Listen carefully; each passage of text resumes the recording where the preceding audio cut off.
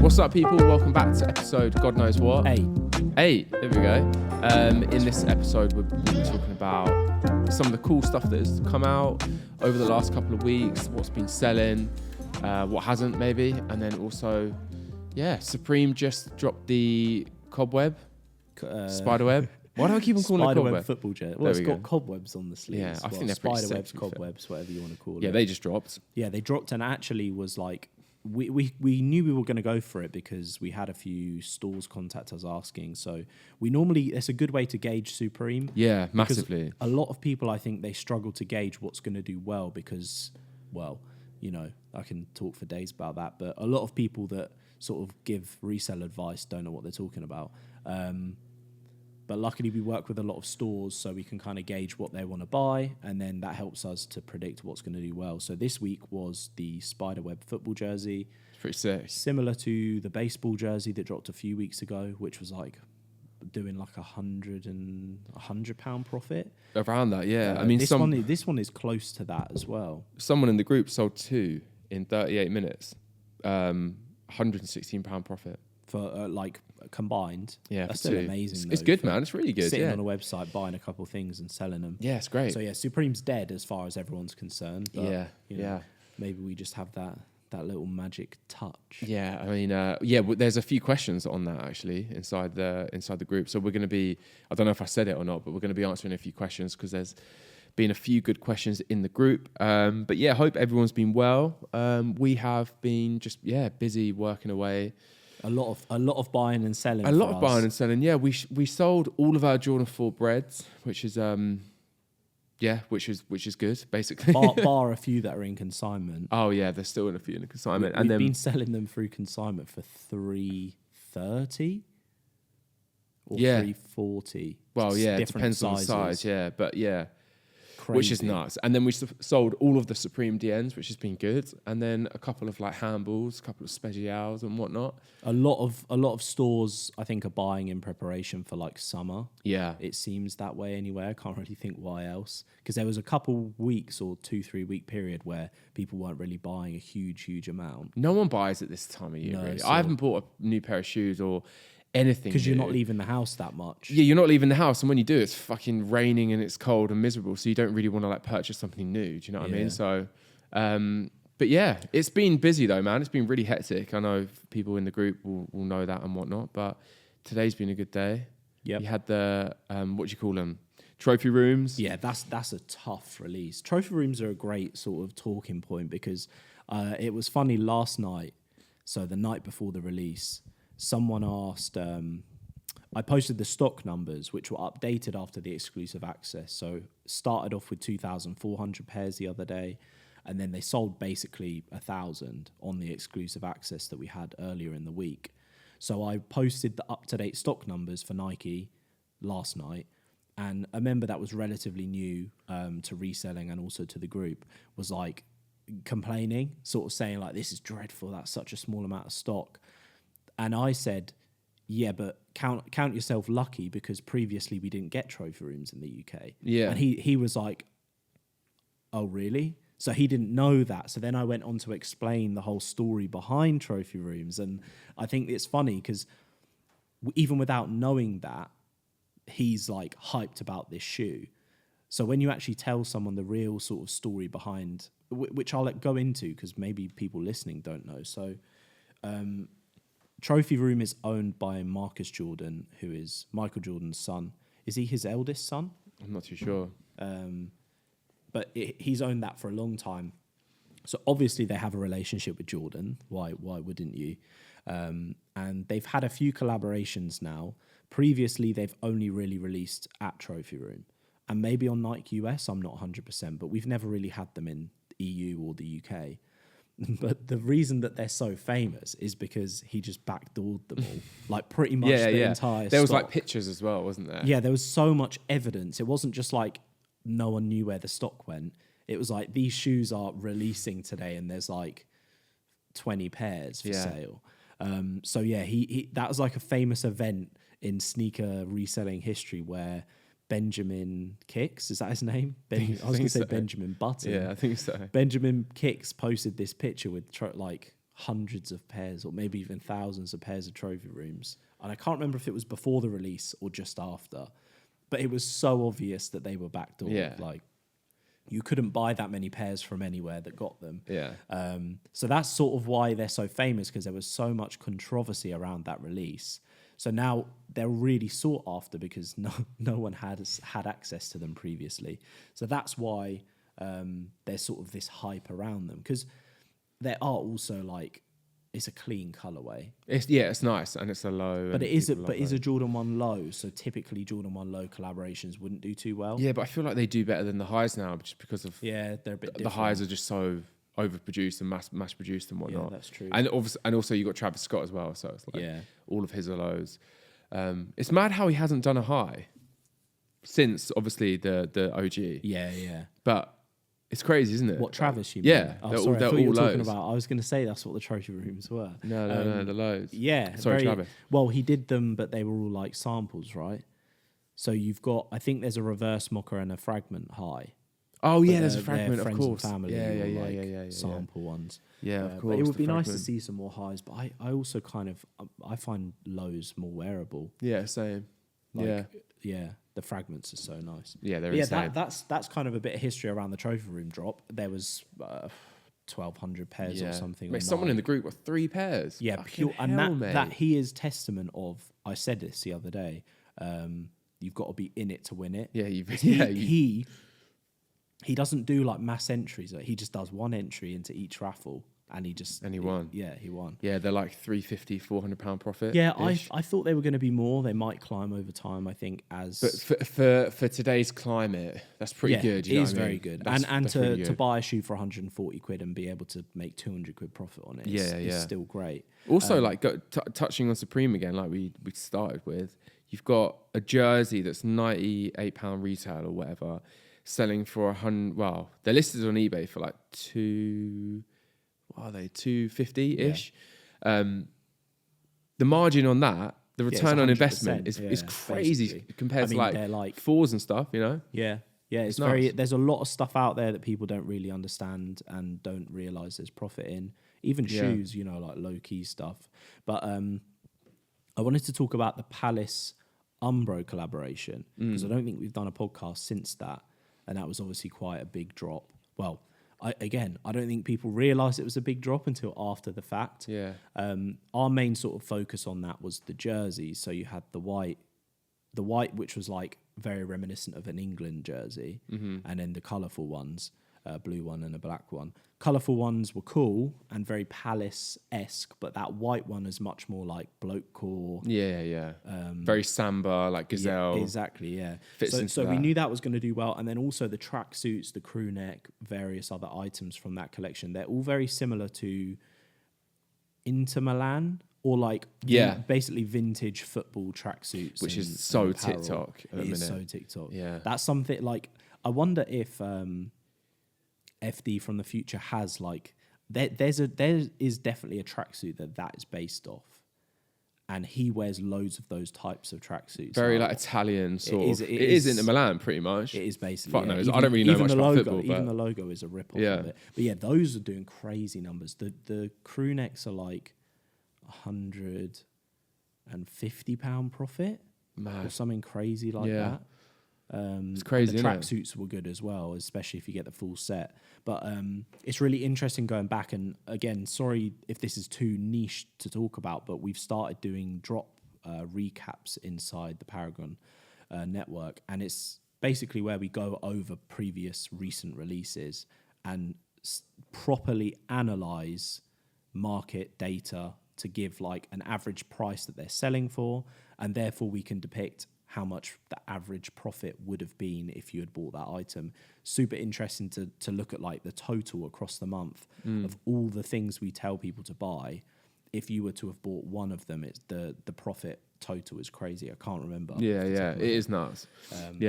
Let's do some Q&A then. Yeah, I've got some Let's good do some questions. Q&A. So I actually posted asking for a Q&A about 2 months ago because I was going to do a live stream Q&A. Right, but got you. the questions are good and they sort of apply to both of us. So the one that I really liked is, do you think social media had a particular spotlight on the sneaker industry, or did it just bring to light the already existing craze and passion? Well, the answer is yeah. Of course, like any exposure means that more people know about it and therefore want to get involved with it. And the more people who do something that involves profit then means the profit will sort of become harder to get and there'll be less do you know what I mean? Like, it's hard to explain, but the short answer is pretty much. Social media definitely shone a spotlight, because otherwise not reselling, this is just sneaker industry as a whole. I think sneaker collecting and sneakerheads, it's always been around. Not always. I mean, since I've been alive, that's why I say always. Yeah, I mean, it pretty much has been around for forever. Yeah. You know. So it's obviously been around since the 90s, basically. Since Jordan and whatnot. For a long time, especially in the UK and the rest of the world, US was, it was pretty common and popular there. It took a long time for that popularity to come over to the UK and Europe, I would say. And I think once social media had started to have a play in it, it blew up and essentially became like a mainstream thing. Sneakerheads and just limited edition shoes and sneakers are suddenly in the hands of your average Joe on the street. Whereas when it would have been back before social media, it was just probably localized small groups of people. Yeah, it's like anything though. It's like any industry or market or like passion or hobby or anything. Like, that's the world we live in now. That's like, like your parents know about fucking the nichest, cryptos and like your parents know about shoes that they would have never known about. And that's just the internet. And I think in lockdown, everything just became inflated. You had watches, you had art, you had anything that was like an asset, essentially, everyone knew about. As before, it was just like a niche that you had to know a lot about. And this is another thing that I was speaking to someone about recently regarding like reselling just getting harder. And I mean, that's a whole topic in itself. But what lockdown did was it made it easy for people to make money from shoes, and it made it easy for people who didn't know about the shoes to just buy a Jordan 1 mid and sell it on Lace for £80 profit. And now they actually have to know. But like what we're talking about with Supreme, you have to kind of know what is going to do well. And sometimes it does and sometimes it doesn't. But anyway, I think social media had an impact on, well, of course it did. It's like a no-brainer really. But yeah, it's interesting, man, because social media is a weird one, mate. TikTok is just a fucking, that was another question is... Sorry, I've gone off it here. I've got to load it back. It was around that subject of TikTok and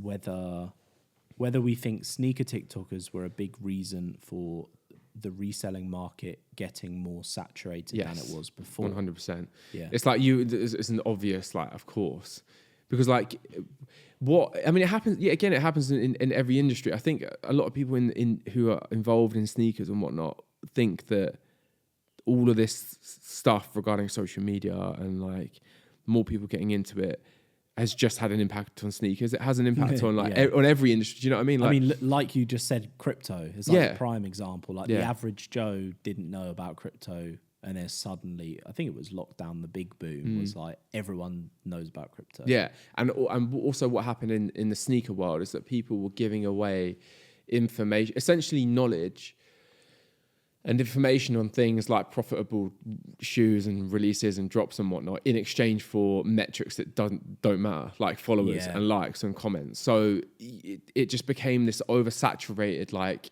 first person to post a video, person who can give away the most amount of like information in exchange for followers and stuff. It became a bit of a mess, to be honest. And we'll put our hands up and say, of course, we had a little part to play in that. But I would like to think we've always been very conscious of, like, not to talk about certain things. Exactly. Like, why for years and years this knowledge and expertise and information has been kept quiet by the means of like a paywall, paid groups, paid apps, etc., to get that information. Because without doing that, you do just have an influx of people that essentially ruin the market, the marketplaces. And well, yeah, stuff. like I said, it's like it happens in like education. It's a weird example, but like, people give away, whether it be guitar lessons, giving away free lessons on TikTok and YouTube and all that kind of stuff in exchange for followers and likes and stuff. So yeah, it's the answer to that is 100% yes. I mean, that's why we do this podcast, because we want to just talk about shit instead of... It's been interesting to see, like, I don't know if it's a lack of interest and motivation on the TikTokers' behalves, but like no one does it now. It's just because it's not easy for them to do. Because they don't actually know what's going to resell. Yeah, but like, and also like, it's not given to them on a plate. Yeah. Do you know what I mean? Like, no shade to anyone, but it was so easy in lockdown and just outside of lockdown to be like, grey fog dropping. Yeah. Like £80 profit. This shoe is on the Nike app, therefore it's going to resell. Yeah. Did you know you can make £50 profit on the shoe? It's like, yeah, everyone knows that. Yeah. It's like that. That's, and also that we've seen the same video 20 times. That's why a lot of like the people who used to do sneakers have now moved on to fashion, because it's like, it's more opinionated, as in like, no, it's more personable kind of thing. So like you can have your opinion, whereby sneakers is, this is happening. Yeah, it's not so much about opinions. There are YouTubers and content creators who have followings that care about their opinion. There's people that do reviews and such. But for us and for these people that we're giving out information on releases, there's not much of an opinion involved. It's very much like, here's this, it's going to cost this much. It's just it's just like reading the news, right? Exactly. Which, again, not saying we don't do it and we haven't done it, but I do think that we do it in a much more tasteful and hopefully, better man. way. Fingers crossed that we it's do. like running any business. It's so hard to promote and get business, but then also not like shoot yourself in the foot or put people off by overselling. Every or business and industry has the same problem. Oh yeah. And ours is an interesting one, because obviously our business is making other people money. So normally when you pay for a service or buy a service, you're exchanging that for value, right? Our value is like, not only do you make back the money you've just paid, but then you make more money. So it's actually a crazy business model, because people are getting so much value for their money, way more than most businesses that run subscription models. But there's kind of like this weird expectation that everything should be sort of handed to you. What in?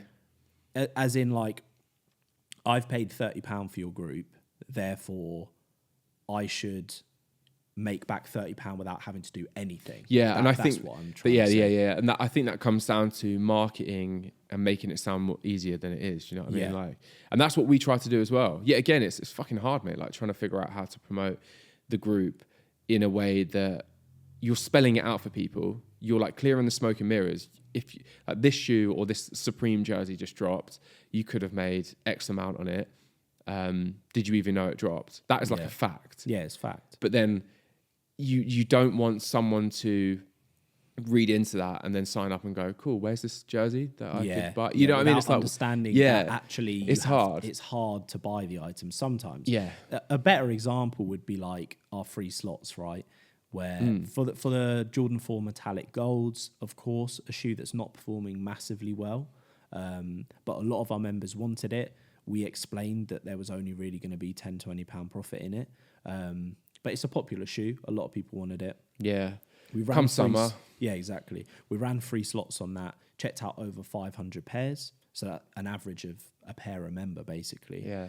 But some of those people wanted 10 pairs to sit on them for a year, because the price should go up eventually. That's the thing, mate, yeah. Or people have stores, they have clients, they have friends and family that wanted them. So we just make their life easier by buying the shoe for them. If you wanted that shoe, it was still relatively hard to buy it. Unless you were up at like 1, 2 a.m. when Offspring were restocking, which the average person wasn't.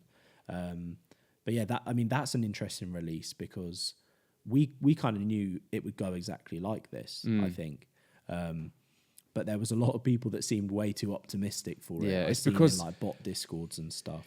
Like the delay in the release, basically, like there was only a few people with them, and then people who imported as well. So like the payout on Lace was pretty good. Yeah. And then of course, as soon as they drop, people just fucking. It was a lot of stock. Yeah, like, it was. And also like the patience of people who buy stuff to resell these days, mate. It's like it's so mental to me.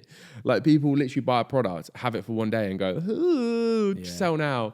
The thing is though, they're not. Don't want to sound like moany old men, but like they're not hell. every reseller, but they're the loudest reseller. Yeah.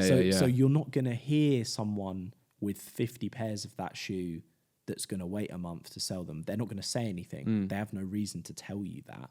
But the people panicking about the price being low are the loudest in the room. So. Mate, we had someone buy a ton of Jordan 4 breads off us for like a good price because we needed the capital back. We kind of fucked ourselves on the cash flow there. We bought way too many. Yeah, oh my those. God, yeah.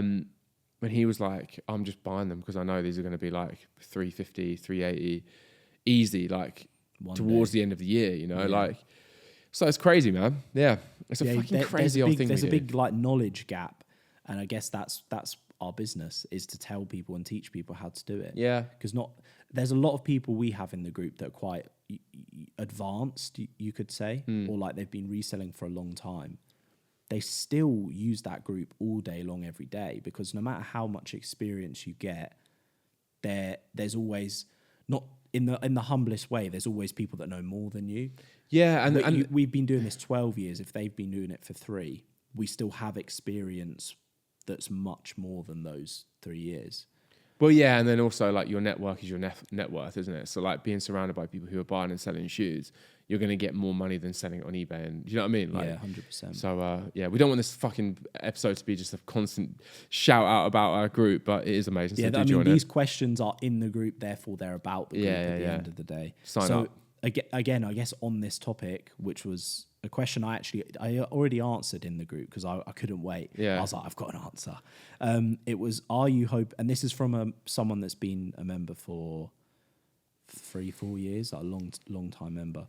Are you hoping to still have Paragon in 10 years' time? Yeah. Which is something we've obviously sort of spoken about between ourselves before. Yeah, it's a good question. And I 100%, as long as it permits it, 100%. Yeah, mate, that's the for thing. us, this is like, we're not.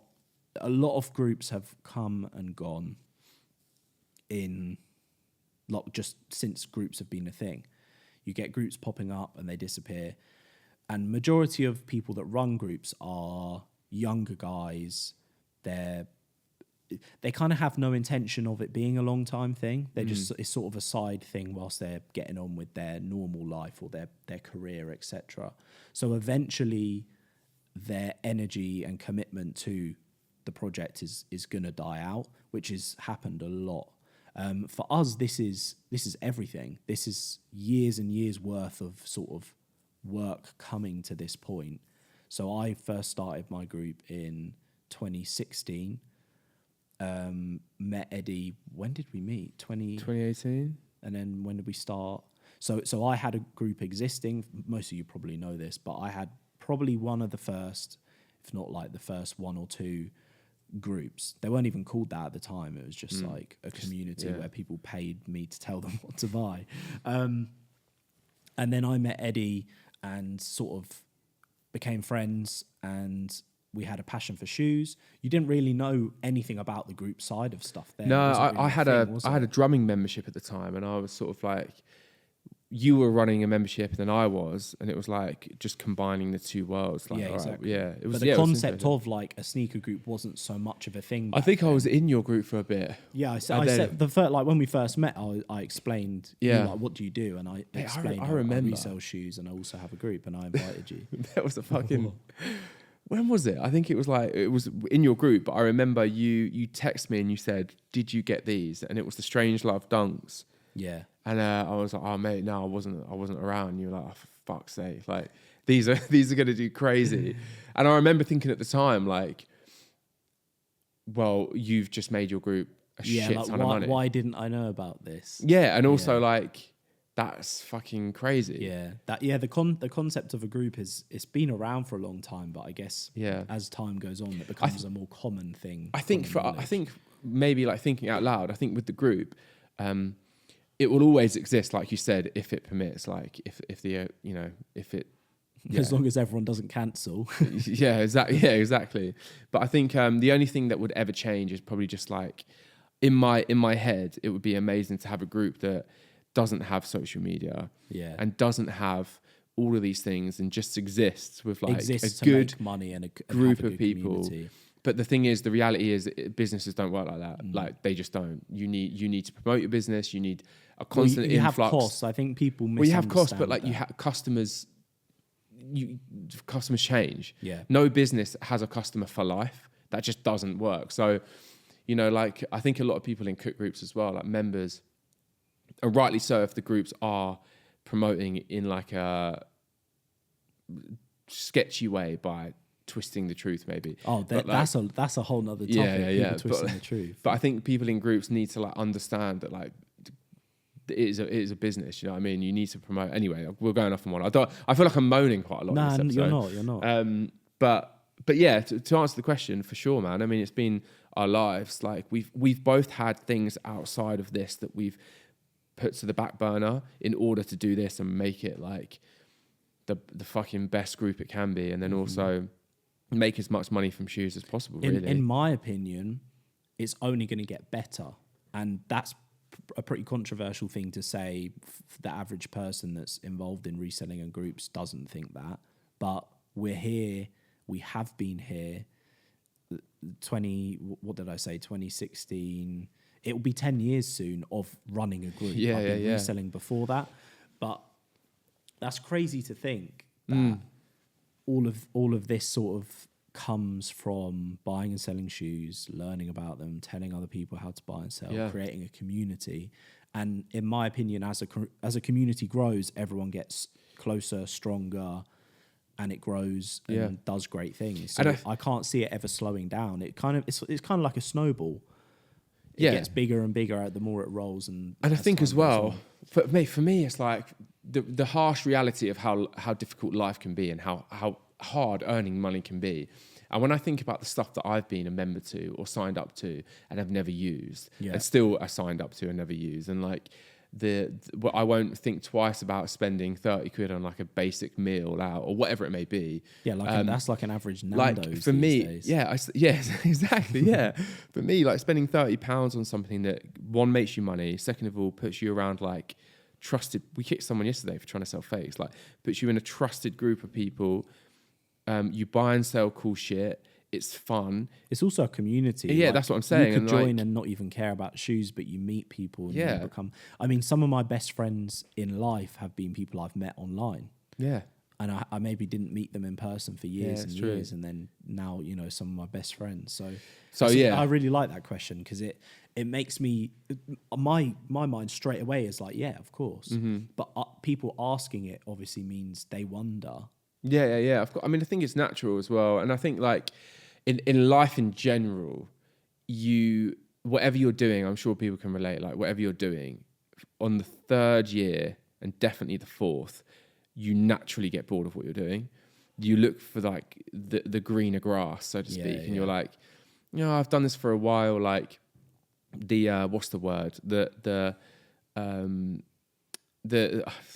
trying to think of the word. I can't tell what you're trying to say. But basically, like the excitement and the natural sort of adrenaline of like this new cool thing is worn down by that point, and it becomes a part of your life in a very normal way. Yeah. So you naturally look for other things to do, And I think where we're at now, like 4 years in, like you said, or Paragon, it's like, well, yeah, this is what we do. Like, we turn up here and we fucking figure it out as each day goes on, and we enjoy it, man. But yeah, I mean, like you said, as long as it permits, we'll fucking keep on going. I think there's always kind of on a more in-depth level there's always going to be stuff to resell. Oh yeah, mate. Even of course. if sneakers becomes oversaturated, which I don't think it will.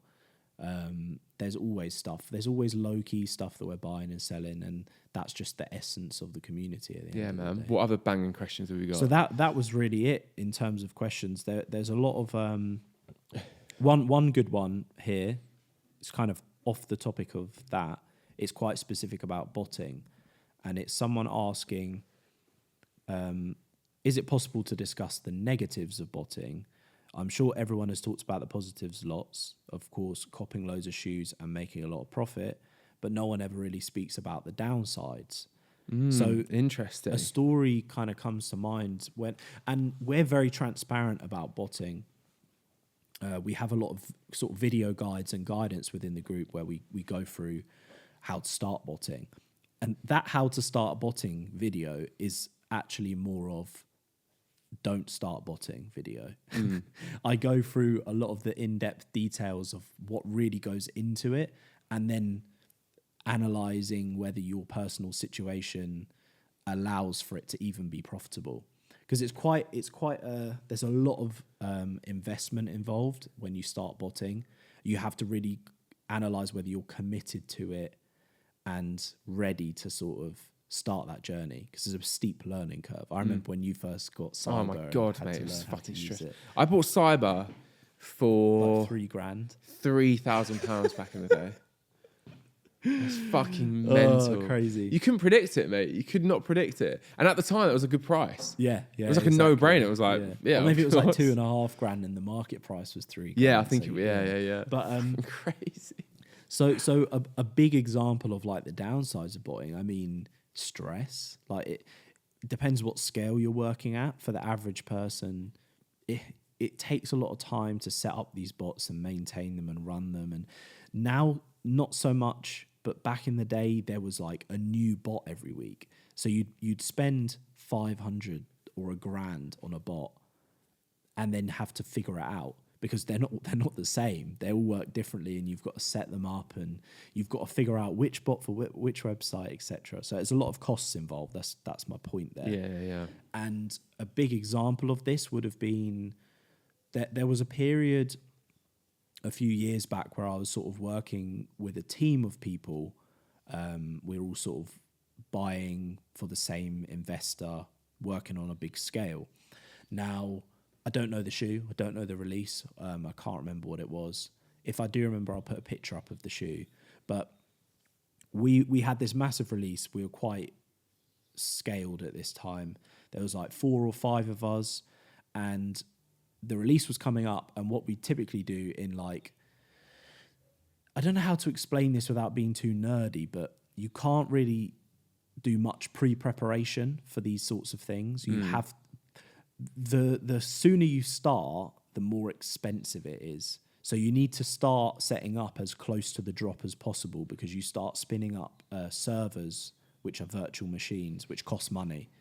So you can't really be like, oh, I've got a drop next week, I'm going to set up now and I'll do an hour a day. It was like, okay, the drop's on Saturday. From Friday morning until Saturday, you're setting up. Like, no sleep, 24 hours. I remember. And this was like, so that Friday morning you start to get all your spreadsheets and everything together. And it was a matter of renting hundreds of bots, which is money. Can't remember how much money, but you're renting bots, which costs a lot, because otherwise you're buying them. Because this is back when cyber cost, which is like £2,500. So actually, no. Okay, if I can rent a copy for 30 to 50 quid, then we'll rent one. Yeah. But we weren't renting one; we were renting 100 or 200. So anyway, you rent a lot of bots, hundreds, and you've got hundreds of servers running. You're also thinking about your time. So you're committing the next 24 hours to this, and there's 5 of you. So you're spending a lot of time on this and a lot of money. And then the biggest cost for us back then was proxies, which are basically IP addresses you use when botting. And to run 100, or I'm saying 100, that's what I was running, so 500 bots with thousands of tasks on each one. And proxies, these were residential proxies. They work on like a phone plan, data plan. Yeah. So you pay per gigabyte that you use. And anyway, long story short, we didn't get any of this shoe, but we had spent a lot of money. We ran the bots. How much money do you think?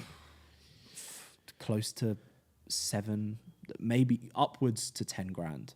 Yeah, there on you go. one release. There's a cost. there's an example for you. Yeah. I mean, it would be less now, wouldn't it? It would be a lot less now. This was because bot rentals were so expensive, but Yeah. I mean, even a couple thousand is not uncommon at that scale to lose on a drop. I think so. It actually that whole setup of multiple people running hundreds of bots, it didn't really work out because at that scale, the risk if you don't get many pairs is so high. it's like crypto now. Yeah, It's like it's just sort of like gambling. If you don't get any pairs, you've lost a load of money. fucked. Yeah. So. Whereas now, I guess it's more just time that's wasted. Yeah, exactly. Yeah. The costs are not so much. You can actually get a decent amount of stuff with a couple bots and a couple servers. Yeah. So I much prefer where botting is now. Are you allowed to talk about the thing you got paid for the other day? As a good example of when bots go right. What was it? The fives. The off-white fives. Oh, yeah, of course. I going back to off-white Jordan 5s, the sale ones. I wish it was the other colorway. I love those shoes. I ran... So I obviously was botting for myself and Eddie. This was Paragon then, wasn't it? That we started working together. Yeah. I ran slots for a friend, and back then it was common to do 50-50, so you'd split profit half. So he would be providing the cards and the money, and then he'd sell the shoes. I was the one buying the shoes in the first place, so I would take 50% of the profit once he sold. It's been a long time since that. It's been a fucking long time. But it's a close friend of mine, and we just never really got round to really going through how much I was owed or how many pairs I got, etc. Yeah. But yeah, anyway, I got $5,000, so that was nice. But then how many pairs was it? It wasn't even too many because obviously the profit on those is crazy. Yeah, but like for that shoe, it was a lot. Oh, I got a lot. Yeah, well, it was like 50. That was 50, and then we got like another 50. We got a lot of that shoe. Crazy name.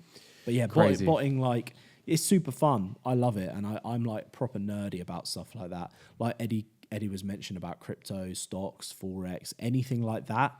When you can start to look into automation and like not hands-free, because running a bot's not completely hands-free, but anything that like makes something easier or gives you an advantage is like, I love it. That's my like passion. I wonder if they'll ever be illegal. What, sneaker bots? Yeah. I don't think so. I don't think no one fucking cares. Yeah, no one cares. It's like I think like even like people inside the sneaker community don't really care either, because a lot of, like, for example, resellers in our group, they're all taking advantage of it. When we run like, free slots and buy them 500 pairs, they don't care then. And it's like when you talk about the reality of it as well, it's like most people go, oh, can't even be hard. Exactly. Like if you're willing to put that much time and money into it in the first place, then like fair play. Yeah. You know what I mean? Exactly. Like fair play. And when I'm talking about time, like back then on those releases, it's easy to show a picture of like 300 Shaw Motherspoons or 5,000 Yeezys and show the picture, and someone's like, oh yeah, botters, mate. Yeah. I bet you just pressed the button and checked out 5,000 pairs. Yeah. They don't know that I was sat there for 24 hours, like my eyes barely open still by the drop. Exactly. Spending thousands of pounds on setting It's up, interesting, I always think that. I'm like, will it become illegal? But then it's like, oh, fuck, well, you're not fucking... The shops don't care themselves. The shops are backdooring anyway. Do you know what I mean? No one no one needs shoes. Mate, that's the thing. And I think now the focus is like on social media is off reselling shoes. Oh, you dirty scalper. It's like, mate, you fucking don't buy them then. Yeah. Do you know what I mean? Like I buy more shoes at resale. I buy all my shoes at resale.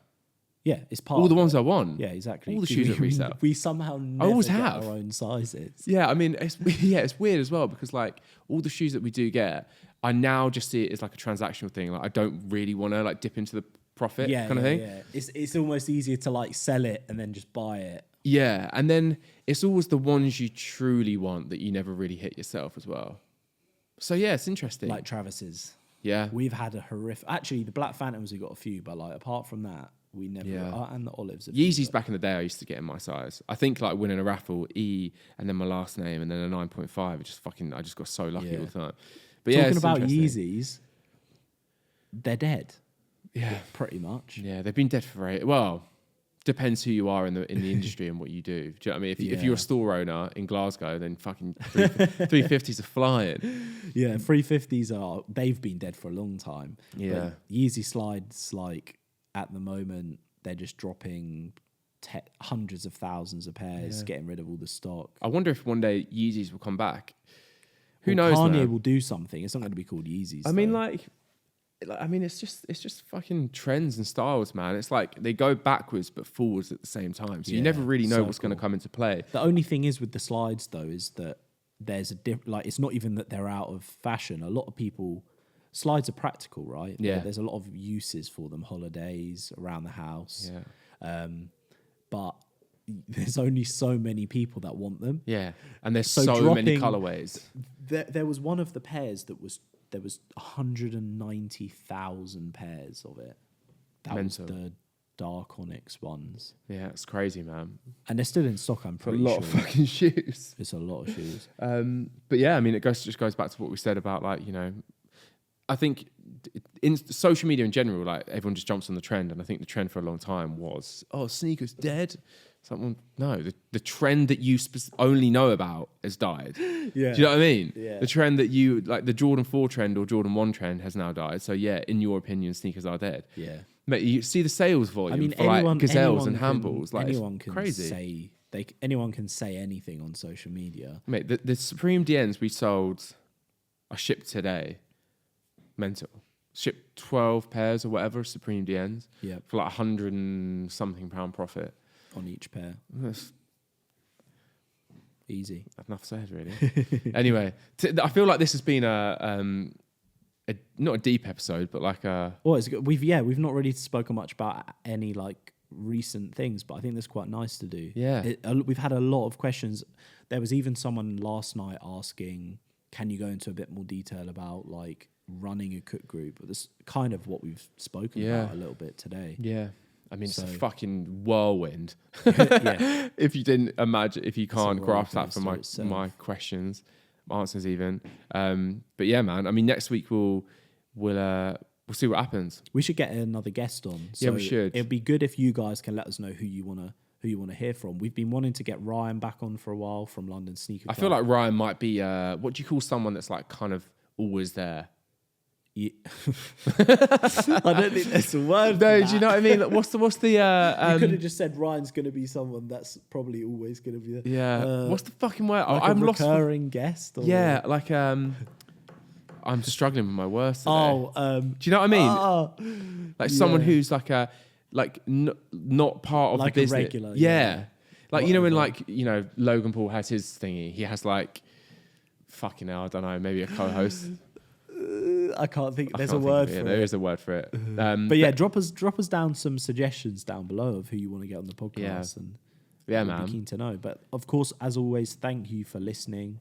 And as Eddie said, hopefully it didn't sound like we were moaning or anything today. I don't think it did. Yeah, man. I think we were just talking about some things that are quite personal to us, and also it's- hopefully some of you care about that. I know, yeah, it is quite niche, but I feel like these are the conversations you have with people face to face about shoes and about like any market, you know. And I think we're just kind of talking to people who either hopefully want to hear, but also who share probably the same opinions, you know. So also forgot that the camera's there. It's just like a normal conversation with you. Yeah. So yeah, it's interesting. Let us know what you thought of this episode, because I feel like I was a moany old fucking git, but we'll see, man. If you like these proper, in-depth, non-clickbaity, non-topical, I guess it is quite topical, isn't it? Put the video on repeat.